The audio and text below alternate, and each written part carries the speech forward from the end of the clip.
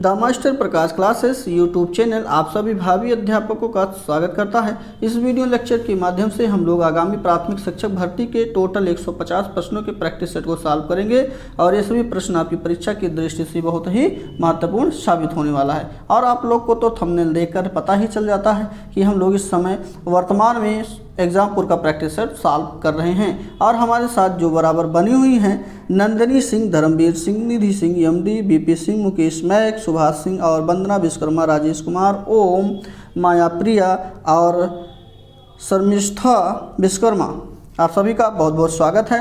और ऐसे ही हमारे साथ लगातार बने रहिए और अपने दोस्तों के साथ वीडियो को शेयर करते रहिए जिससे कि आपके यार दोस्त भी प्रैक्टिस सेट का लाभ लेते रहें। तो चलिए हम लोग स्टार्ट करते हैं देर बिना किए हुए। और यहाँ पे पहला दूसरा प्रश्न आपका हिंदी पोर्शन से जो लिया गया है इसके पद्यांश से लिया गया है। इसके पद्यांश को आप लोग को पढ़ना है और अच्छे से पढ़ना है। संभवतः समय आप लोग को काफ़ी दे दिया जाता है पढ़ने के लिए, इसलिए आराम से पढ़िएगा, कोई जल्दबाजी नहीं है।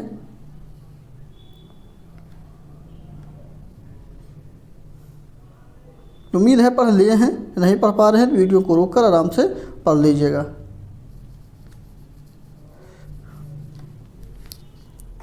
चलिए, क्योंकि 30 से 40 सेकंड का समय काफ़ी होता है एक पैराग्राफ पढ़ने के लिए, थोड़ा लंबा होता है तो मान लेते हैं 1 मिनट लग सकता है, लेकिन यहाँ पे इतना लंबा नहीं है कि 1, 2, 3 मिनट लिया जाए। तो पहला क्वेश्चन आपके स्क्रीन पर ही है। काव्यांश में कवि के लिए सर्वनाम प्रयुक्त हुआ है।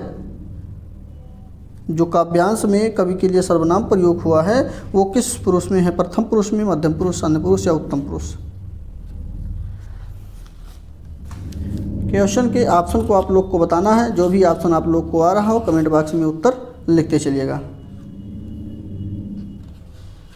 यहाँ पे ऑप्शन नंबर इसका डी बिल्कुल सही ऑप्शन हो जाएगा। यहाँ पे उत्तम पुरुष का जो है प्रयुक्त हुआ सर्वनाम, ऑप्शन नंबर यहाँ पे डी बिल्कुल सही होने के साथ अगले प्रश्न में चलते हैं। और अगला प्रश्न है, सूलों के बदले फूलों का किया ना मैंने मित्र चयन। इसमें जो पंक्ति लिखी गई है इस पंक्ति में काव्य दोष परिलक्षित जो होता है वो कौन सा है?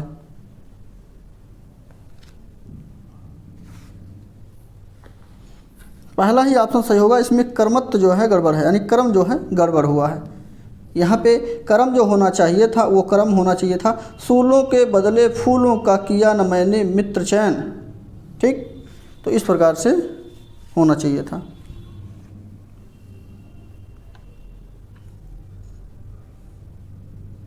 और यहाँ पे ये ऑप्शन पहला सही होने के साथ कर्मत्व के बाद अगला प्रश्न जो आएगा वो विस्मयादि बोधक वाक्य का इसमें चयन करना है, कौन सा सही होगा।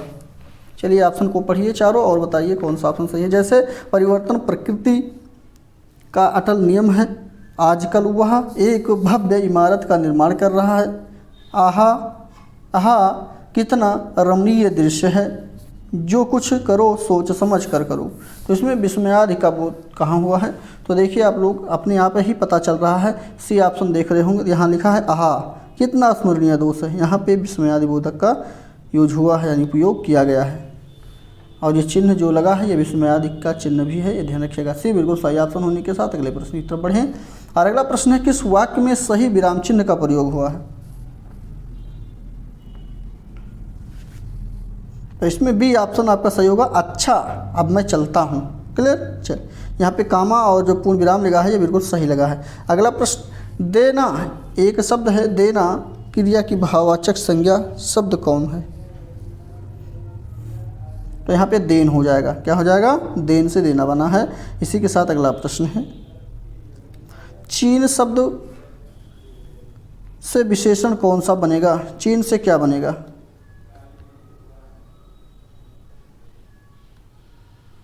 तो चीन से चीनी बनेगा, बिल्कुल सही। यहाँ पे ए बिल्कुल सही ऑप्शन। और अगला प्रश्न है, संयुक्त क्रिया का उदाहरण कौन सा वाक्य है इसमें? सातवें का ऑप्शन कौन सा सही हो जाएगा? सी हो जाएगा। देखिए, तुम प्रतिदिन पढ़ने आया करो, इसमें संयुक्त क्रिया लगा है। इसी के साथ अगला, पढ़ना और आना ये दोनों संयुक्त क्रिया है। अगला प्रश्न आपका है जिसमें पूछा गया है कि जो सर्वनाम के भेद का सही विकल्प है उसको चूज करना है। जिसको हमने बुलाया था वह आया है, इसमें किस प्रकार का सर्वनाम का प्रयोग किया गया है? तो संबंध का प्रयोग हुआ है, मैंने जिसको बुलाया था वही तो आया है, तो यहाँ संबंध का संबंधवाचक प्रयोग हुआ है, बी बिल्कुल सही ऑप्शन। अगला प्रश्न है महाप्राण वर्ण कौन से हैं? पहला, तीसरा और पंचवां अक्षर जो होता है वो अल्प प्राण होता है, और दूसरा और पंचवां अक्षर जो होता है स्पर्श व्यंजन का वो महाप्राण होते हैं। और यहाँ पे ऑप्शन आपका बी बिल्कुल सही हो जाएगा। इसमें दूसरा खा है और चौथा घा है, इसलिए ये महाप्राण हो जाएंगे। अगला प्रश्न है साधु शब्द का बहुवचन रूप कौन सा है? साधु शब्द का बहुवचन रूप बताइए। तो साधु का जब बहुवचन बनेगा तो साधु हो जाएगा, छोटी ये सेम ही होता है, कोई अलग नहीं होता है, इसमें ध्यान रखिएगा। साधु अपने आप में बहुवचन एकवचन सब एक ही होता है, ठीक। ऑप्शन सी बिल्कुल सही ऑप्शन होने के साथ अगला प्रश्न है खीर का तत्सम शब्द कौन सा है? तो खीर का संभवतः क्षीर होता है, पहला ऑप्शन बिल्कुल सही ऑप्शन हो जाएगा। जो खा होता है वो छा में बदल जाता है तत्सम रूप में, और तद्भव रूप में छा जो होता है वो खा बदल जाता है। इसी के साथ जैसे नक्षत्र को नखत लिखा जाता है, ठीक इसी प्रकार से खीर को क्षीर लिखा जाएगा।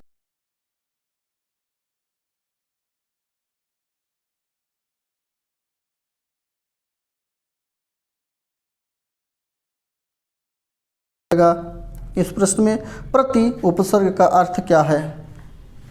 तो प्रति उपसर्ग का जो अर्थ है उसको विरुद्ध कहा जाता है, जैसे एंटी जिसको कहते हैं एंटी पार्टी, उसी हिसाब से ये प्रति मतलब विरोध हो जाता है। इसी के साथ नेक्स्ट प्रश्न है कर्मवाच्य का उदाहरण इस चारों सेंटेंस में चारों वाक्यों में कौन सा है? जैसे पत्र लिखा जाता है, राम पुस्तक पढ़ता है, सीता पत्र लिखती है, मुझसे बैठा नहीं जाता। यहाँ पे कर्मवाच्य की बात किया गया है, ऑप्शन पहला ही सही हो जाएगा, जो कि पत्र लिखा जाता है, ये बिल्कुल सही होगा। इसी के साथ अगला प्रश्न है जिस समास के दोनों पद अप्रधान होते हैं, यानी कोई भी दोनों पद जो होते हैं वो प्रधान नहीं होते हैं, पर वहाँ पे कौन सा जो है समास होता है?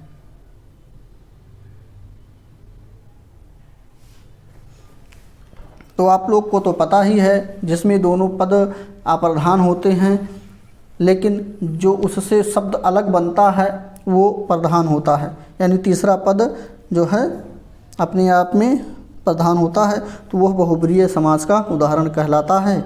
ऑप्शन नंबर डी बिल्कुल सही ऑप्शन यहाँ पे आपका हो जाएगा। क्लियर? तो यहाँ पे आप लोग को तो पता है, इसलिए ऑप्शन नंबर कौन सा सही हो जाएगा? डी बहुब्रीहि। इसी के साथ अगला प्रश्न है अंबर पनघट में डुबो रही तारा घट उषा नगरी में कौन सा अलंकार है? पढ़ेंगे तो आप लोग बिल्कुल सही पकड़ लेंगे, और हमारे साथ अगर प्रैक्टिस सेट करते रहे हैं तो आप लोग को तो पता ही है, ऐसे क्वेश्चन हमेशा मिल रहे हैं, क्योंकि हम लोगों ने लगभग मान के चलिए ये 118वां प्रैक्टिस सेट आपका हो रहा है, और ऐसा कोई प्रश्न नहीं गया है जो 2 बार 3 बार आपकी नज़र से गुजरा नहीं होगा, ये ध्यान रखिएगा।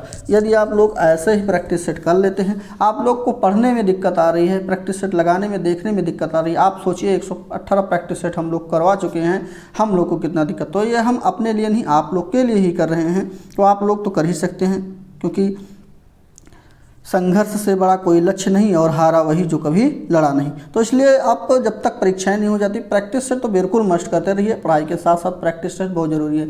यदि आप प्रैक्टिस करते रहेंगे तो कभी जो है आप फ्लॉप नहीं होंगे। देखिए कोई भी काम आदमी जब करता है, जब तक प्रैक्टिस नहीं करता है तब तक उसका कोई मतलब ही नहीं होता है, इसलिए प्रैक्टिस सेट करते रहिए। तो चलिए बताइए इसमें कौन सा अलंकार होगा। 15 नंबर का क्वेश्चन है, यहाँ पे ऑप्शन नंबर सी बिल्कुल सही हो जाएगा। यहाँ पे रूपक अलंकार का उदाहरण है ये, माफ कीजिए रूपक अलंकार इसमें है। अगला प्रश्न है जो युद्ध में स्थिर रहता है उसके लिए वाक्यांश के लिए एक शब्द कौन सा होगा? युद्ध में स्थिर होने की जो स्थिति है उसको युधिष्ठिर कहा गया है, और ये भी बहुब्रीहि अगर समास की बात किया जाएगा यहाँ पे तो कहीं कहीं बहुब्रीहि समास का भी मिल जाता है और कहीं कहीं तत्पुरुष का भी, ठीक। तो यहाँ पे देखिएगा, लेकिन यहाँ पे जो पूछा गया है वो वाक्यांश के लिए एक शब्द है, जो युद्ध में स्थिर रहता है वो युधिष्ठिर कहलाता है। अक्सर ये आपका बहुब्रीहि समास का उदाहरण ही बनता है। ऑप्शन बी बिल्कुल सही हो जाएगा।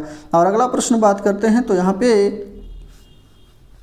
निम्न शब्द के लिए नीचे दिए गए जो विकल्प हैं उनमें सही विलोम शब्द कौन सा है, इसको छांटना है। जैसे आहूत का अनाहूत होता है, ये सभी जो प्रश्न है इसको थोड़ा तेजी के साथ करते हैं।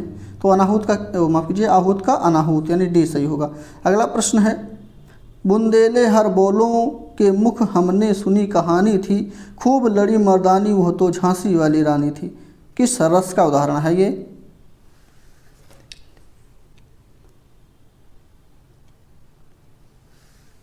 तो यहाँ पे 18 नंबर की बात करते हैं तो इसमें ऑप्शन पहला ही सही हो जाएगा। ये वीर रस का उदाहरण किया गया है। झांसी की रानी जब लड़ाई कर रही थी तो उनकी जो है लड़ाई के विषय में जिक्र किया गया है कि बुंदेले, देखिए बुंदेले का तात्पर्य यह है कि वो बुंदेलखंड की साइड से ही थे, इसलिए कहा गया है कि वहाँ के लोगों को बुंदेले कहा गया है। बुंदेले हर बोलों यानी कि वहाँ के हर लोगों के मुख पर, बुंदेले हर बोलों के मुख हमने सुनी कहानी थी, खूब लड़ी मर्दानी वह तो झांसी वाली रानी थी। तो यहाँ पे रस की जो बात करते हैं तो बीज रस होगा अपना। अगला प्रश्न है, वह आता दो टूक कलीजे के करता, पछताता पथ पर आता। इस पंक्ति के रचनाकार कौन है और यह किस कविता से लिया गया है ये बताना है। संभवतः ये प्रैक्टिस सेट, ये जो क्वेश्चन हम लोग देख रहे हैं ये काफ़ी बार रिपीटिशन हुआ है, मतलब पुनरावृत्ति इसकी हो रही है, कभी बार बार मिल रहे हैं। तो यहाँ पे ऑप्शन नंबर डी बिल्कुल सही ऑप्शन हो जाएगा। इसकी कविता की बात करते हैं तो भिक्षुक से लिया गया है और इसकी जो रचनाकार हैं सूर्यकांत त्रिपाठी निराला जी हैं। डी बिल्कुल सही ऑप्शन हो जाएगा। आप लोग को याद हो ना हो, लेकिन हम प्रैक्टिस सेट करवाते करवाते आपको बता दे रहे हैं। ऐसा कोई क्वेश्चन नहीं हुआ होता है जिसको हम ऐसा ना लगे कि इसको पहले ही पढ़ा चुके हैं। नेक्स्ट प्रश्न है आपका, सुदामा चरित्र के लेखक कौन है? तो सुदामा चरित्र के लेखक बहुत अच्छे, ऑप्शन नंबर यहाँ पे भी बिल्कुल सही ऑप्शन आपका हो जाएगा, नरोत्तम दास इसके लेखक हैं। इसी के साथ नेक्स्ट इंग्लिश का पोर्शन है, इंग्लिश के पोर्शन के केवल ऑप्शन को बताएंगे, साथ साथ जो भी क्वेश्चन होगा उसको डिक्लेयर करते हैं। यहाँ पे सिनोनिम्स पहला बताना है। आप लोग क्वेश्चन को पढ़िए और ऑप्शन को भी आंसर बॉक्स में लिखते चलिए, कमेंट बॉक्स में। एंटीक्यू का जो है सिनोनिम बताना है। तो एंटीक्यू का सिनोनिम की बात करते हैं तो इसका ऑप्शन नंबर डी बिल्कुल सही ऑप्शन यहाँ पे एंशिएंट हो जाएगा। अगला प्रश्न आपका है, इसमें कंजक्शन का प्रयोग करना है जो सुटेबल होगा। तो सही कंजक्शन की बात करते हैं तो दैट भरा जाएगा, दैट वाज मिसिंग। अगला प्रश्न है 23 नंबर का। यहाँ पे एक शब्द दिया गया है, शब्द का तात्पर्य है कि द ब्यूटीफुल रेनबो, ये जो है द ब्यूटीफुल रेनबो ये आपका सब्जेक्ट का पार्ट है या फिर प्रेडिकेट का पार्ट है, ये पूछा गया है इस पार्ट में, इस क्वेश्चन में। तो इसमें सी ऑप्शन ये दोनों है, क्या है, दोनों, सब्जेक्ट और प्रेडिकेट दोनों का पार्ट है, इसलिए सी बिल्कुल सही ऑप्शन हो जाएगा। 24 नंबर की बात करते हैं तो 24 नंबर में आपका डी ऑप्शन प्रोनाउन हो जाएगा। वन अनदर इज, यहाँ पे ये क्या है, प्रोनाउन है। अगला प्रश्न है, इसमें आपको सही आर्टिकल को चूज करके खाली स्थानों पे भरना है और 3 आर्टिकल भरने हैं। तो बी आर्टिकल जो है बी ऑप्शन सही होगा। पहले वाले में ए हो जाएगा, दूसरे वाले में एन ऑक्स हो जाएगा और तीसरे वाले में आवेफाइलो हो जाएगा। क्लियर? चलिए इसी के साथ अगले प्रश्न में बढ़ेंगे। और 26 नंबर का ये जो क्वेश्चन है ये पैराग्राफ से बना लिया गया है। इस कंप्रीहेंशन को आराम से पढ़िए, पैराग्राफ को अच्छी तरह से पूरा दिख रहा होगा, यहाँ से यहाँ तक पढ़ना है।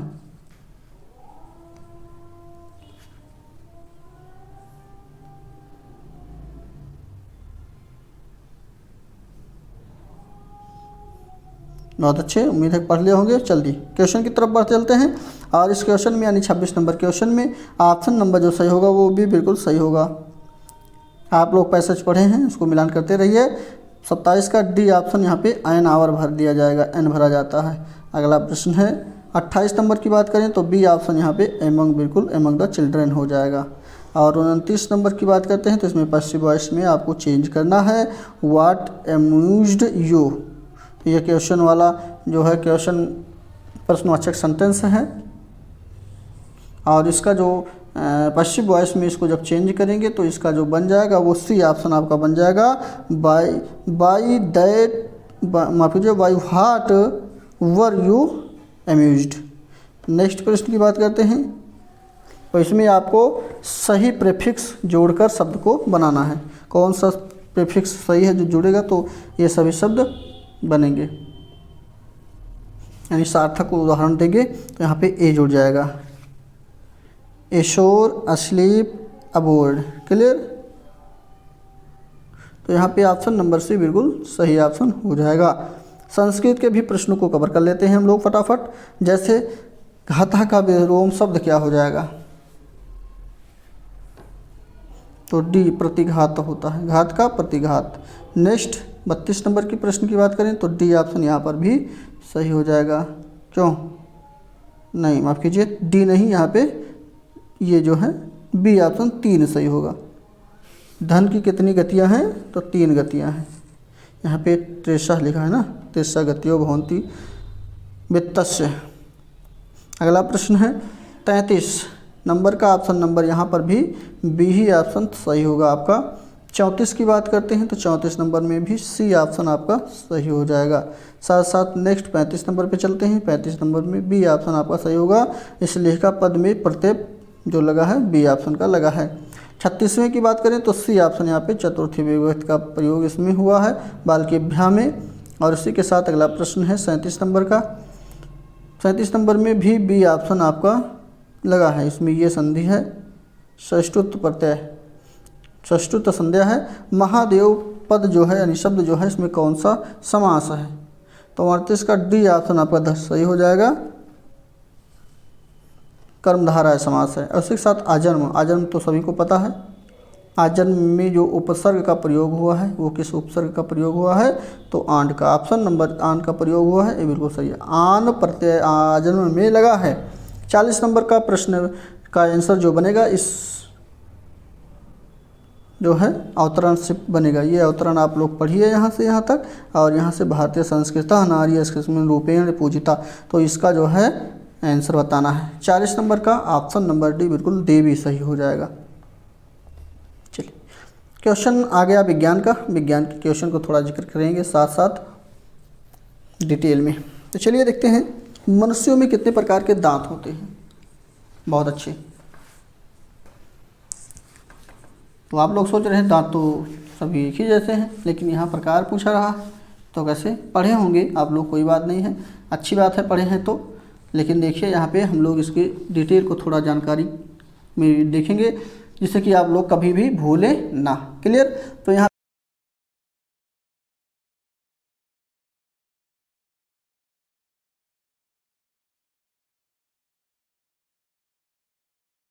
पे देखिए दांत के 4 प्रकार होते हैं, और चारों प्रकार में पहला जो होता है उसको छेदक कहा जाता है, जो दो सामने 2 दांत होते हैं, और उसी को कृंतक भी कहा जाता है, जिसके कारण हम लोग काटते हैं। सुई में जब धागा वागा काटना होता है तो सामने वाले दांत से काटते हैं कि नहीं, सुई के धागे या कुछ भी जो काटना होता है, तो उसी को छेदक या कृंतक कहा जाता है। ये 2 प्रकार के होते हैं। वहीं पे अगला जो भेदक या रदनक होता है उसके एक दांत होते हैं, और अग्र चौणक के 2 दांत होते हैं, और चवर्णक के 3 दांत होते हैं। एक साइड की बात किया गया है, अगर दोनों साइड की बात कर दी जाएंगे तो उसका जोड़ा हो जाएगा। क्लियर? ये ध्यान रखिएगा। और वहीं वयस्क मनुष्यों के दांत के बारे में बात करते हैं तो इसका एक सूत्र होता है, इस प्रकार से आप लोग याद कर लीजिएगा। मैं सूत्र यहाँ पे लिख दे रहा हूँ। तो यहाँ पे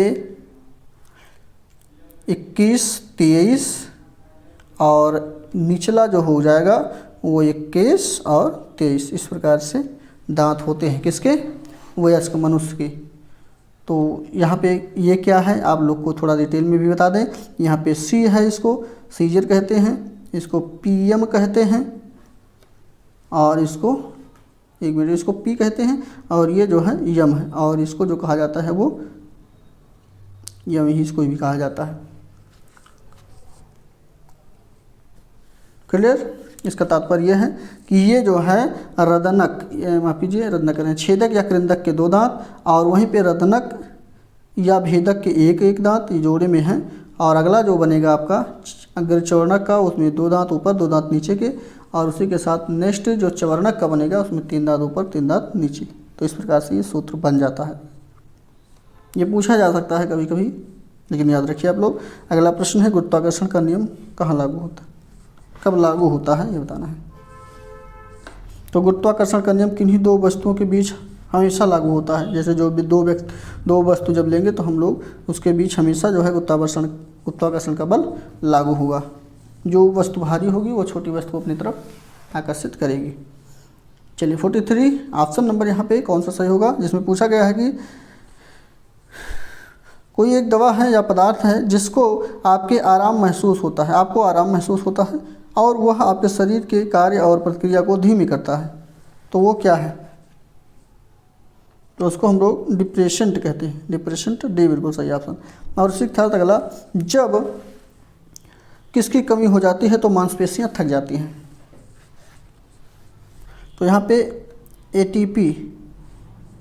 एटीपी की कमी के कारण मांसपेशियों में थकान आ जाता है। जैसे कोशिकाओं के जो साइटोप्लाज्म में माइटोकॉन्ड्रिया, जिसको एटीपी यहाँ पे जो दिया गया है उसी के थकान के कारण उसको एड्रेनोसिन ट्राइफॉस्फेट कहा जाता है। इसका निर्माण होता है जो शरीर को ऊर्जा प्रदान करती है। लेकिन जब एटीपी की कमी हो जाती है तो मांसपेशियाँ क्या होती हैं, थक जाती हैं। और एटीपी का पूरा नाम भी याद रख लीजिएगा आप लोग, इसको पूछा जाता है अक्सर परीक्षा में, खूब पूछा गया है और आगे भी पूछे जाएंगे। एटीपी का पूरा नाम एडिनोसिन ट्राइफॉस्फेट इसका पूरा नाम है। अगला प्रश्न है, अमोनिया नाइट्रेट का रासायनिक सूत्र क्या है? अमोनिया नाइट्रेट का रासायनिक सूत्र, तो यहाँ पे NH4 या NO3, ये बिल्कुल सही ऑप्शन होगा। नेक्स्ट है, प्रेरण कुंडली का आविष्कार किसने किया? तो यहाँ पे निकोलस कॉलन, डी बिल्कुल सही ऑप्शन हो जाएगा। अगला प्रश्न है, किसके तेज दवा, वह एक तेज दवा है जिसे डॉक्टर मरीजों को शांत करने के लिए सोने के लिए देते हैं। 47, तो दवा का नाम क्या है? तो उसका नाम है बर्बिचुरेट्स। ऑप्शन नंबर ए बिल्कुल सही होगा, बर्बिचुरेट्स बिल्कुल सही ऑप्शन है। और ये जो दवा है जो केंद्रीय कोशिकाओं तंत्र को प्रभावित करती है। ठीक, इसमें डॉक्टर क्या करते हैं तो जो शांत करने के लिए यानी सोने हेतु देते हैं इसको, स्लीपिंग के लिए। अगला प्रश्न है, कौन सा अंग वसा में घुलनशील विटामिनों का भंडारण करती है? तो 48 का डी ऑप्शन अग्नाशय है। अग्नाशय ही जो है वो विटामिनों का भंडारण करती है वसा में। अगला प्रश्न है, Fe फेरिक या आयरन कह सकते हैं कि न्यूक्लियस में 26 प्रोटॉन होते हैं और इसके 2 पॉजिटिव आयन, 2 धनायन में इलेक्ट्रॉनों की संख्या कितनी होती है ये बताना है। तो पहला 24, ऑप्शन नंबर ए बिल्कुल सही ऑप्शन। नेक्स्ट प्रश्न है कि सबसे कम गलनांक इसमें चारों में किसका होता है? टाइटेनियम का, गंधक का, आर्गन का, जिंक का। तो इसमें सी ऑप्शन आपका सही हो जाएगा, आर्गन का जो है गलनांक सबसे कम होता है। ऑप्शन नंबर यहाँ पे सी बिल्कुल सही ऑप्शन। और आर्गन जो है एक अक्रिय गैस है, ये भी ध्यान रखिएगा। गणित का पोर्शन है, गणित के पोर्शन को हम लोग स्किप करेंगे, बढ़ेंगे अगले पोर्शन की तरफ। और इसको हमारे सर के द्वारा अलग से वीडियो बनाया गया है, वहाँ से जाकर के आप लोग देख लिया करेंगे। ठीक है, चलिए बढ़ते हैं पर्यावरण एवं सामाजिक अध्ययन की तरफ। और इसका पहला क्वेश्चन है, महाबलीपुरम में जो स्मारकों के समूह को किसने बनवाया था ये बताइए। चलिए, इस प्रश्न में पूछा गया है कि महाबलीपुरम में स्मारकों के समूह को किसने बनवाया था?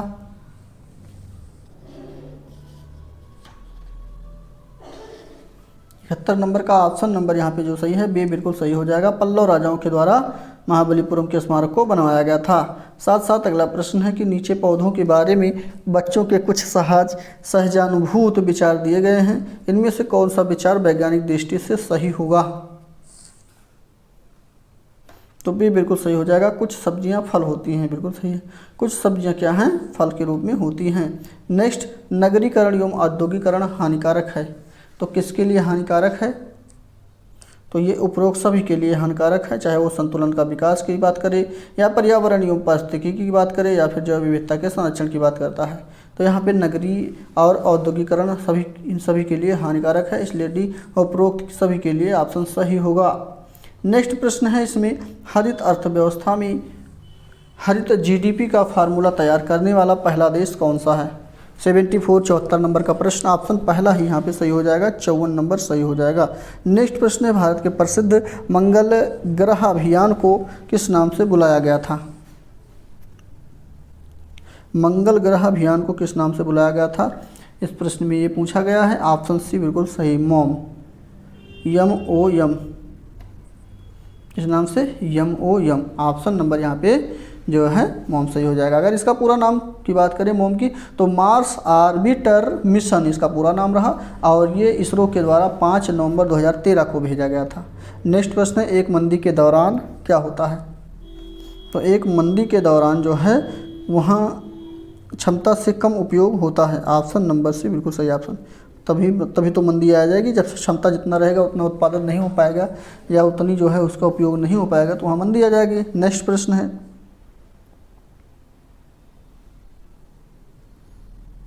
कौन सी ग्रीन हाउस गैस या ऐसी गैस है जो ओजोन परत को नुकसान पहुंचा सकती है? तो यहाँ पर CCl3F ऑप्शन नंबर यहाँ पे सी ऑप्शन बिल्कुल सही हो जाएगा, क्लोरोफार्म है। नेक्स्ट, भारतीय संविधान कितने शब्दों से बना हुआ है? तो 80,000 शब्दों से भारतीय संविधान को लिखा गया है। सी ऑप्शन बिल्कुल सही ऑप्शन आपका हो जाएगा इसमें। और आज तक का तो दुनिया का सबसे बड़ा लिखित संविधान अपना भारत का है। इसको देहरादून से प्रकाशित किया गया है। इसके निर्माण करने की संविधान सभा चिन्ह यानी मोहर जो है वो क्या है? हाथी है, ये भी ध्यान रखिएगा। इसका निर्माण करने वाली जो संविधान सभा का चिन्ह है वो मोहर हाथी का है। अगला प्रश्न है, भारतीय संविधान का अनुच्छेद 43A यानी 43A उद्योगों के प्रबंधन में श्रमिकों को की भागीदारी किससे संबंधित है? राज्य सरकार, केंद्र सरकार, राज्य के नीति निर्देशक सिद्धांत या फिर भारतीय नागरिक के मौलिक अधिकार? यहाँ पे ऑप्शन जो सही होगा सी सही हो जाएगा, राज्य के नीति निर्देशक सिद्धांत से ये संबंधित है। और उसी के साथ अगला प्रश्न की बात करें। अगला प्रश्न में किस वस्तुकला खगोलीय उपकरणों का एक संग्रह है जिसे महाराजा जयसिंह द्वितीय के द्वारा बनवाया गया था? क्वेश्चन अच्छा है। ऑप्शन नंबर पहला बिल्कुल सही हो जाएगा, जंतर मंतर दिल्ली में स्थित है, यही वस्तुकला खगोलीय उपकरण का एक संग्रह है। नेक्स्ट प्रश्न जो है आपका वो शिक्षण कौशल से लिया गया है। इसमें भी 10 प्रश्न हम लोग कवर करेंगे। एक समावेशी विद्यालय में किसके अतिरिक्त प्रश्न पर मनन करता है? तो इसमें एक जो है वो सही नहीं है, बाकी सभी सही है। ये पूछना गया है इसमें। तो यहाँ पे देखिए ऑप्शन को पढ़िए, थोड़ा ऑप्शन लंबे हैं। यहाँ पे ऑप्शन बी सही हो जाएगा आपका। क्या हम विशेष बालक को बेहतर देखभाल उपलब्ध कराने के लिए उचित तरीके से उन्हें अलग करते हैं? ये नहीं करना चाहिए। जो अलग करते हैं ये अलग नहीं किया जाता है। किसमें? समावेशी विद्यालय में। ध्यान रखिएगा, एक साथ ही काम होगा जो भी होगा। अगला प्रश्न है, शिक्षण की अनुमानी विधि किसके द्वारा विकसित की गई? यहाँ पर भी आर मेंगेस्टाइन बिल्कुल सही ऑप्शन होगा। नेक्स्ट, NCF 2005 की संस्तुतियों के अनुसार लघु उत्तरात्मक प्रश्नों का प्रतिशत कितना होना चाहिए? तो यहाँ भी 25 से 40% होना चाहिए। ऑप्शन नंबर भी बिल्कुल सही ऑप्शन हो जाएगा। और उसी के साथ अगला प्रश्न है, सफल समावेशन को किसकी आवश्यकता होती है सिवाय एक को छोड़कर?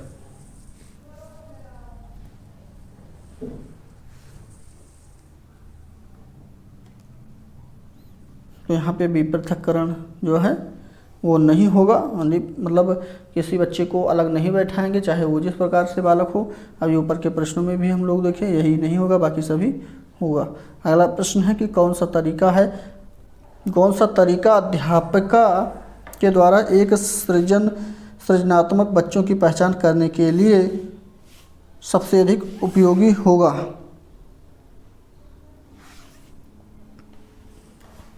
85 का ऑप्शन नंबर यहाँ पे कौन सा होगा? पढ़िए क्वेश्चन को बताइए।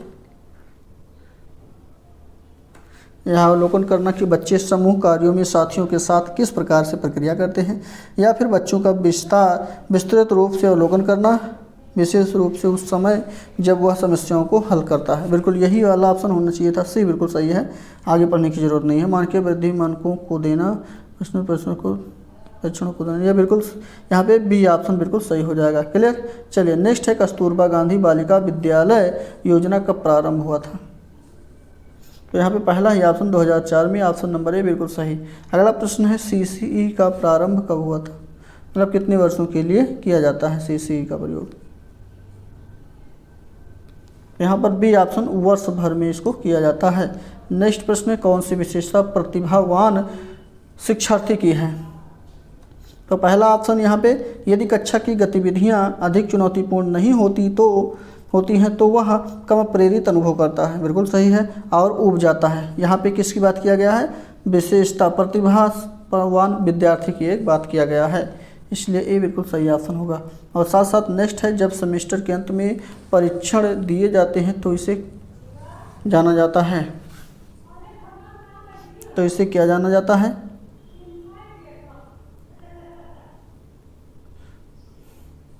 तो इसे जो है सारांशिक आकलन कहा जाता है, ये बिल्कुल सही ऑप्शन होगा। नेक्स्ट, प्रस्तावना प्रश्न का संबंध किससे है? प्रस्तावना जो प्रश्न होता है उसका संबंध किससे है? तो पूर्व के ज्ञान से, यानी पूर्व का ज्ञान जो मिला है वही प्रस्तावना में होता है, ये बिल्कुल सही ऑप्शन होगा। नेक्स्ट प्रश्न बाल मनोविज्ञान का है, इसमें व्यक्तिगत विभिन्नताओं के मापन की सबसे अच्छी मापनी क्या है? तो भी बिल्कुल सही ऑप्शन अंतराल मापनी बिल्कुल सही हो जाएगा। अगला प्रश्न है, एक बालक जो शारीरिक दोषों से ग्रस्त है उसमें उत्पन्न होती है, तो हीन की भावना होती है। जो शारीरिक दोष से ग्रस्त होता है उसके अंदर हीनता की भावना होती है, ऑप्शन नंबर डी सही हो जाएगा इस प्रश्न का। और अगला प्रश्न है, विशिष्ट बालकों के अंतर्गत निम्नलिखित में से कौन से बालक आते हैं? बहुत अच्छे प्रश्न है, विशिष्ट बालक के अंतर्गत कौन से बालक आते हैं? तो यहाँ सभी प्रकार के बालक इसके अंतर्गत आएंगे, तो डी देखिए ये सभी सही हो जाएगा। नेक्स्ट प्रश्न है, बालक में अपराधी प्रवृत्ति के विकसित होने का मुख्य कारण क्या है? बालक किस कारण से अपराधी प्रवृत्ति का विकसित हो जाता है?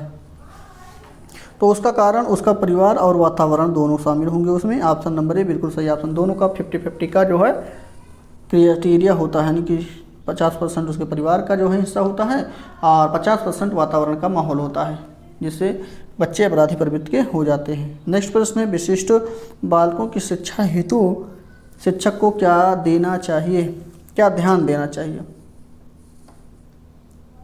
तो व्यक्तिगत आवश्यकताओं व समस्याओं पर उनके ध्यान देना चाहिए, सी बिल्कुल सही ऑप्शन हो जाएगा। अगला प्रश्न है, दृष्टि दोष से युक्त बच्चों को आकृतियों का ज्ञान देना चाहिए, किस प्रकार से? 96 नंबर का प्रश्न, ऑप्शन नंबर भी बिल्कुल सही ऑप्शन यहाँ पे हो जाएगा।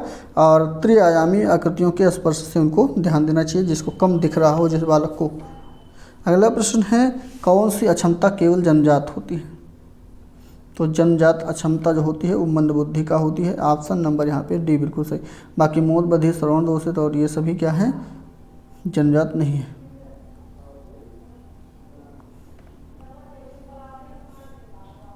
अगला प्रश्न है, सीखने का जो क्लासिकल कंडीशनिंग सिद्धांत है उसका प्रतिपादन किसने किया था? क्लासिकल कंडीशनिंग का मतलब है शास्त्रीय अनुबंधन का सिद्धांत, ये तो आप लोग को पता है भी बिल्कुल। इवेन पावला बिल्कुल सही ऑप्शन होगा, जिन्होंने अपना प्रयोग कुत्ते पर किया था। नेक्स्ट प्रश्न है, संकेत अधिगम के अंतर्गत क्या सीखा जाता है? तो पहला ही ऑप्शन मनोविज्ञान सीखा जाता है। इसी के साथ नेक्स्ट, हार्वर्ड गार्डनर द्वारा निम्नलिखित में से एक को छोड़कर बाकी सभी बुद्धि के प्रकार बताए गए हैं। तो यहाँ पे सृजनात्मकता जो है ये बुद्धि का प्रकार नहीं है, बाकी सभी बुद्धि के प्रकार हैं।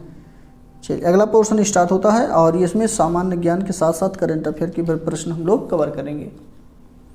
तो इसमें पूछा गया है कि UNDP United National Development Programme की मानवता विकास सूचकांक रिपोर्ट 2020 के अनुसार भारत का स्थान कौन सा रहा? मानवता विकास सूचकांक की बात किया गया है 2020 में, तो इसका भारत का अपने स्थान जो रहा वो 131वां स्थान रहा, सी ऑप्शन आपका बिल्कुल सही हो जाएगा। इसके बाद अगला, और कमेंट करके बताना है वर्तमान में भारत का इस क्षेत्र में जो है कितना रैंक है ये बताइएगा, सूचकांक कितना है। निम्नलिखित उपकरणों में किसको रक्तचाप मापने के लिए उपयुक्त करते हैं? तो ये जो है स्फेग्मिनोमीटर है, इसी का प्रयोग किया जाता है रक्तचाप मापने के लिए, ऑप्शन डी बिल्कुल सही ऑप्शन होने के साथ। Next, ILO International Labour Organisation, इसका पूरा नाम होना चाहिए, यहाँ पे देखते हैं, डी बिल्कुल सही, इंटरनेशनल लेबर ऑर्गेनाइजेशन बिल्कुल सही ऑप्शन, ILO का पूरा नाम है। और इसी के साथ अगला प्रश्न, 2 बार माउंट एवरेस्ट पर विजय फतह करने वाली महिला पर्वतारोही कौन रही? तो संतोष यादव सभी को पता है, डी ऑप्शन सही हो जाएगा। नेक्स्ट है, वह भाषा जो भारत में हिंदी के बाद प्रवक्ताओं की दूसरी सबसे अधिक संख्या द्वारा बोली जाती है, वह कौन है? यहाँ पे तेलुगु बिल्कुल सही ऑप्शन, तेलुगु बिल्कुल सही ऑप्शन, यानी सी बिल्कुल सही हो जाएगा। और उसी के साथ अगला प्रश्न है, नोबेल शांति पुरस्कार जीतने वाले पहले भारतीय कौन थे? भारतीय पहले जो बात किया गया है यहाँ पे थियोडोर रूजवेल्ट, ऑप्शन नंबर, एक मिनट एक क्वेश्चन छोड़ रहे हैं हम लोग यहाँ पे पूछा गया है, वह भाषा जो भारत में हिंदी के बाद वक्ताओं की दूसरी सबसे अधिक संख्या द्वारा बोली जाती है, वह कौन है? तो अच्छा ये तो हो गया, मतलब तेलुगु है ही, ठीक है। नेक्स्ट, नोबेल शांति पुरस्कार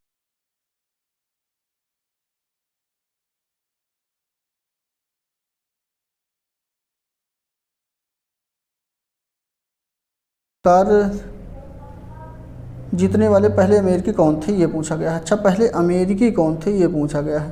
तो यहाँ पे ऑप्शन नंबर इसका जो सही हो जाएगा वो सी ऑप्शन सही होगा, थियोडोर, एक minute, Theodore Roosevelt, C option सही होने के साथ अगला प्रश्न, बलवान को राजीव गांधी खेल रत्न पुरस्कार दिया जाता है, यानी किस बलवान को दिया गया था, माफ कीजिए, किस बलवान को राजीव गांधी खेल रत्न पुरस्कार दिया गया था?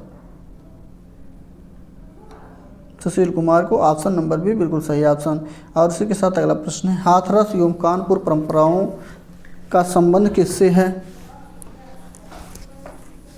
तो पहला ही ऑप्शन रंगमंच से है। इसी के साथ नेक्स्ट है, भारतीय राष्ट्रीय ध्वज में चक्र किसका प्रतीक होता है? न्याय का प्रतीक है, चलते रहेगा, ऑप्शन नंबर भी बिल्कुल सही ऑप्शन। नेक्स्ट के साथ नेक्स्ट प्रश्न है, उत्तर प्रदेश में होली के त्यौहार पर लठमार होली कहाँ मनाई जाती है? तो ये बरसाना में, मथुरा के बरसाना में मनाई जाती है, ये बिल्कुल सही ऑप्शन। और उसी के साथ अगला प्रश्न है कि कौन प्रसिद्ध अभियान करता है जिन्होंने हाथ से मैला उठाने के विरुद्ध आंदोलन किया और उन्हें प्रतिष्ठित रेमन मैग्सेसे जो पुरस्कार होता है उसे सम्मानित किया गया है? यहाँ पे बेजवाड़ा विल्सन बिल्कुल सही ऑप्शन, यानी बी बिल्कुल सही हो जाएगा। अगला प्रश्न है, देश बंधु की उपाधि किसके साथ संबंध है? तो CR चित्तरंजन दास जिसका नाम है, उन्हीं के साथ ये देश बंधु संबंधित है, ऑप्शन नंबर बी बिल्कुल सही ऑप्शन। बांग्लादेश की संसद को किस नाम से जाना जाता है? तो जातीय संसद कहा जाता है, सी बिल्कुल सही ऑप्शन। अगला प्रश्न है, national green tribunal NGT Bharat सरकार द्वारा स्थापित किया गया था, तो कब किया गया था?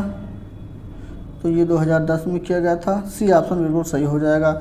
और उसी के साथ अगला प्रश्न है, उत्तरी ध्रुव पर पहुंचने वाला प्रथम व्यक्ति कौन था? यहाँ पर भी रॉबर्ट पियरे बिल्कुल सही ऑप्शन हो जाएगा, इन्हीं के द्वारा जो है प्रथम बार उत्तरी ध्रुव पर पहुंचा गया था। नेक्स्ट प्रश्न, रामचरितमानस के रचयिता, ये तो सभी ये प्रश्न है, बच्चों वाला प्रश्न है, तो यहाँ पे ऑप्शन नंबर इसका जो है डी बिल्कुल सही हो जाएगा, तुलसीदास के द्वारा रामचरित लिखा गया है। नेक्स्ट, भारतीय सांख्यिकी संस्थान ISO कहाँ पर स्थित है? भारतीय सांख्यिकी संस्थान पूछा गया है, तो इसका ऑप्शन जो है बी बिल्कुल सही हो जाएगा, कोलकाता में स्थित है। नेक्स्ट है, इंटर सर्विसेज इंटेलिजेंस ISI जिसका नाम है, किस देश की एक गुप्तचर संस्था है? तो ये जो है पाकिस्तान की है, ऑप्शन नंबर सी बिल्कुल सही ऑप्शन। अगला प्रश्न है, प्रथम भारतीय महिला IPS का क्या नाम है? तो किरण बेदी नाम है, ऑप्शन नंबर भी बिल्कुल सही ऑप्शन। वर्तमान में ये जो है मुंबई में पोस्टिंग है नाम। इसी के साथ अगला प्रश्न है, और इसमें ड्यूसमार्क कहाँ की मुद्रा है? तो ये जर्मनी की है ड्यूसमार्क। अगला प्रश्न है, समुद्री मार्ग से भारत की खोज करने वाला प्रथम यूरोपीय व्यक्ति कौन था? तो यहाँ पर बी होगा, वास्को डी गामा होगा। 1458 में जो है वास्को डी गामा सबसे पहले भारत के कालीकट स्थान पर पहुंचा था। ठीक, चलिए अगला प्रश्न है, भारत के मानवाधिकार संरक्षण अधिनियम कब लागू हुआ? तो यहाँ पर डी 1993, ऑप्शन नंबर डी बिल्कुल सही ऑप्शन इसका हो जाएगा। और उसी के साथ अगले प्रश्न में बढ़ते हैं। इसमें गीत गोविंद के रचयिता कौन है? तो इसके register Jaydev, option number A बिल्कुल सही ऑप्शन।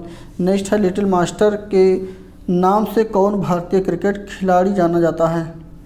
लिटिल मास्टर किसे कहा जाता है? तो सभी को पता है, सचिन तेंदुलकर को ही कहा जाता है। ये बिल्कुल सही ऑप्शन हो जाएगा। सचिन तेंदुलकर क्रिकेट के जगत में सबसे अधिक प्रतियोजित खिलाड़ी रहे और उन्होंने विश्व भर में उनके अनेक प्रशंसक भी हैं और उन्हें प्यार से लिटिल मास्टर के नाम से जाना जाता है। क्लियर। और बात करते हैं तो उनको क्रिकेट का भगवान भी लोग कहते हैं। अगला प्रश्न है ACS शब्द किस खेल से जुड़ा है? तो ये जो लाल टेनिस से है, ये बिल्कुल सही ऑप्शन होगा। अगला है जय जवान जय किसान का नारा किसने दिया? जय जवान जय किसान का नारा किसने दिया? तो लाल बहादुर शास्त्री के द्वारा ये नारा दिया गया। ऑप्शन नंबर यहाँ पे जो सही है वो भी बिल्कुल सही ऑप्शन हो जाएगा।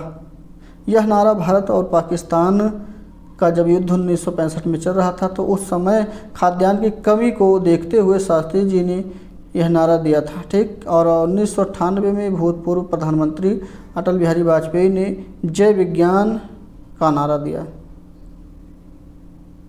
जय विज्ञान भी कभी कभी पूछ लेता है, ध्यान रखिएगा। जय जवान जय किसान का नारा लाल बहादुर शास्त्री ने दिया और जय विज्ञान का नारा अटल बिहारी वाजपेयी के द्वारा 1998 में दिया गया है। नेक्स्ट है ऑस्ट्रेलिया वासी किस मौसम में क्रिसमस मनाते हैं? तो यहाँ पे गर्मी में मनाया जाता है, ये बिल्कुल सही ऑप्शन। और इसी के साथ अगला भारत में सार्क सम्मेलन सर्वप्रथम किस वर्ष आयोजित किया गया था? पहला 1986 में पहली बार भारत में सर्वप्रथम जो है इसका सम्मेलन हुआ। ऑप्शन नंबर ए बिल्कुल सही। इसी के साथ नेक्स्ट है वाहनों को प्रस्थान करने आगे बढ़ने का संकेत कौन देता है? इसमें डी ऑप्शन हरा जो है यही आगे बढ़ने का संकेत देता है। पर्वतों के अध्ययन को क्या कहते हैं? तो ओरोलॉजी कहा जाता है। सी बिल्कुल सही ऑप्शन हो जाएगा। नेक्स्ट है रीजनिंग का प्रश्न, इसके केवल ऑप्शन को बताएंगे। 5 प्रश्न रीजनिंग के हैं और इसके केवल ऑप्शन को हम बताएंगे। इसका भी वीडियो अलग से प्ले लिस्ट में पड़ा है, वहाँ से जा करके आप लोग देख लिया करेंगे। तो यहाँ पर डी ऑप्शन आपका सही होगा, बट ऑप्शन को हम बता दे रहे हैं, आप लोग क्वेश्चन को हल करिए और आंसर हमारे साथ मिलाते रहिए। तो 132 का बी ऑप्शन सही हो जाएगा। वहीं पे बात करते हैं 133 की और 34 की। तो 133 का जो है वो बी ऑप्शन सही हो जाएगा और 134 का सी ऑप्शन आपका सही हो जाएगा। नेक्स्ट 135 का बी ऑप्शन आपका सही हो जाएगा। कंप्यूटर का भी प्रश्न आ गया है, फटाफट देख लेते हैं। ALU का पूरा नाम, तो ALU को पूरा नाम arithmetic logic unit. Option number यहाँ पे पहला नहीं, सी बिल्कुल सही होगा, वहाँ पे एडवांस लिखा गया है। नेक्स्ट प्रश्न है डिजिटल कंपनी का उद्देश्य क्या है? माफ कीजिए, डिजिटल सामग्री का उद्देश्य क्या है? तो यहाँ पर सी ऑप्शन सही होगा, ए और बी दोनों। अगला प्रश्न है कौन सा सर्च इंजन है इसमें?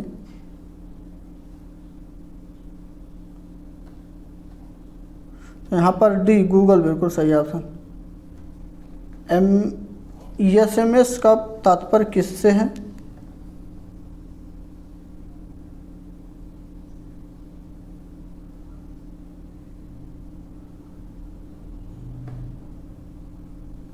यहाँ पे C short message service. SMS का तात्पर्य है short message service. Option C बिल्कुल सही। नेक्स्ट है प्रथम वेबसाइट के निर्माण का श्रेय किसको है? सबसे पहली बार जो प्रथम वेबसाइट बनाई गई थी किसके द्वारा बनाई गई थी? तो ये टिम बर्नर्स-ली के द्वारा बनाया गया। ऑप्शन नंबर जो है सी बिल्कुल सही ऑप्शन हो जाएगा। क्लियर। चलिए, तो इसके बाद हम लोग अगले पोर्शन की तरफ बढ़ते हैं और अगला पोर्शन जीवन कौशल प्रबंधन युवा वृत्ति से लिया गया है। इसमें 10 प्रश्न हैं, इसको भी फटाफट देखते हैं। इसमें पूछा गया कि संविधान कितने भागों में विभाजित है? तो 22 भागों में विभाजित है। ऑप्शन नंबर ए बिल्कुल सही ऑप्शन, यानी कि इसका तात्पर्य है कि संविधान में कितने भाग हैं। नेक्स्ट है बच्चों को सीखने हेतु अभिप्रेरित करने के लिए शिक्षक को बढ़ावा देना चाहिए। किसका बढ़ावा देना चाहिए? तो सीखने के लिए जो उचित स्थिति व वातावरण का सृजन करे उसके लिए बढ़ावा देना चाहिए। सी ऑप्शन सही हो जाएगा। नेक्स्ट है सकारात्मक दंड कौन सा उदाहरण है सकारात्मक दंड का? तो पहला ही मित्रों का द्वारा जो उपहास है यही बिल्कुल सही ऑप्शन। इसी के साथ नेक्स्ट है, भारतीय संविधान के अनुच्छेद 41 व 46 किसके कल्याण से संबंधित है? पहला सही होगा, आर्थिक रूप से जो पिछड़े व्यक्ति हैं उनके कल्याण से संबंधित है। ये बिल्कुल सही ऑप्शन हो जाएगा। और इसी के साथ अगला प्रश्न है, रोशन बाहुबली की नवीनतम चित्र तथा पुस्तक पढ़ रहा है। रोहन जो है बाहुबली की नई चित्र कथा पुस्तक पढ़ रहा है, क्योंकि वह इस बात से अनजान नहीं, ये मतलब इस बात का इंतजार नहीं कर सकता कि बाहुबली और उसके परिवार के साथ क्या हुआ। यह सही उदाहरण है किसका? केवल आंतरिक अभिप्रेरणा का। जब उसके अंदर आंतरिक अभिप्रेरणा है तभी तो वो पढ़ रहा है। बहुत अच्छे। नेक्स्ट प्रश्न है, शिक्षक को गृह कार्य की जांच करनी चाहिए, कभी कभी कभी नहीं, नियमित जब छात्र कहे। यहाँ पे नियमित जांच करनी चाहिए। सी ऑप्शन आपका सही हो जाएगा। अगला प्रश्न है, कौन सा अभिप्रेरणा का सही क्रम है? तो पहला देखिए, सबसे पहले आवश्यकता होती है इंसान को, किसी भी चीज़ की अगर आवश्यकता होगी आपको तो आपका जो है प्रणोद उत्पन्न होगा। और प्रणोद उत्पन्न होने का तात्पर्य है कि आप उसके प्रति सोचना स्टार्ट करेंगे कि हमको चाहिए। तो लक्ष्य निर्देशन व्यवहार, तो एक लक्ष्य बनाएंगे कि ये अब तो चाहिए ही चाहिए, और लक्ष्य उपलब्धि करेंगे, यानी कि उस लक्ष्य को आप प्राप्ति करना चाहेंगे। और लक्ष्य प्राप्ति करने के बाद आपका जो प्रणोद है वो शांत हो जाएगा। ठीक। जब जैसे मान लेते हैं आपको एक फ़ोन की आवश्यकता है, जब आपको फ़ोन की आवश्यकता पड़ेगी तो आपकी लालच भी बढ़ेगी कि अब हमें फ़ोन मिल जाए। तो जब फ़ोन मिल जाएगा तो आपका एक लक्ष्य बन जाएगा जिसको निर्देशन व्यवहार कहा जाता है। और उसके बाद आप उसको प्राप्त करने के बाद आपका लक्ष्य उपलब्धि हो जाएगी, फिर आपका जो लालच है वो समाप्त हो जाएगा। क्लियर? तो यहाँ पे यही अभिप्रेरणा का क्रम होता है। ऑप्शन ए बिल्कुल सही ऑप्शन हो जाएगा। और नेक्स्ट प्रश्न है, छात्रों को प्रेरित करने का सही विधि कौन सा है? सी बिल्कुल सही होगा, प्रशंसा कर दीजिए उनका, वो अपने आप प्रेरित हो जाएंगे। नेक्स्ट प्रश्न है कि कौन से अधिकार भारतीय संविधान के अनुच्छेद 32 के अंतर्गत परिवर्तित किए जा सकते हैं? यहाँ पर सी सबसे अधिक यानी सर्वाधिक जो अधिकार है ये बिल्कुल सही है। अगला प्रश्न है, और ये इस प्रैक्टिस सेट का आखिरी प्रश्न है, ये भी ध्यान रखिएगा। क्लियर? चलिए इसमें देखते हैं, प्रजातांत्रिक नेतृत्व के अंतर्गत अधिकारों में पाया जाता है विकेंद्रीकरण, केंद्रीयकरण, या फिर ए बी दोनों, या इनमें से कोई नहीं। तो यहाँ पे विकेंद्रीकरण पाया जाता है। ऑप्शन ए बिल्कुल सही आपका हो जाएगा। और यहाँ पे हम लोग 150 प्रश्नों में मैथ के प्रश्नों को छोड़ दें तो हम लोग लगभग 120 प्रश्नों को लगभग क्या पूरे कर चुके हैं। और 120 प्रश्नों में आपके कितने प्रश्न सही हुए कमेंट करके हमें ज़रूर बताइएगा। चलिए ऐसे ही हमारे साथ बने रहिए, मिलते हैं अगले प्रैक्टिस में, तब तक के लिए धन्यवाद।